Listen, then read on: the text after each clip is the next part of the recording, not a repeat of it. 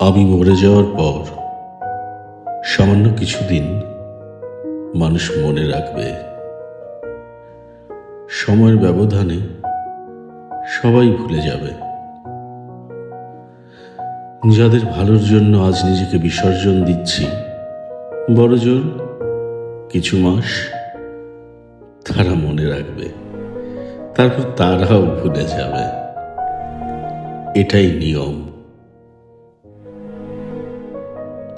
সবসময় মনে রাখবে, মানুষের কোনো কিছুই পৃথিবীতে চিরস্থায়ী নয়। একটা সময়ের পর সবই মুছে যায়। এক প্রজন্ম বড়জোর তোমার স্মৃতি মনে রাখবে, তারপর স্মৃতি মনে রাখারও মানুষ আর থাকবে না। তাই নিজের জন্য বাঁচো, কারো ক্ষতি করো না, নিজের শান্তির জন্য বাঁচো।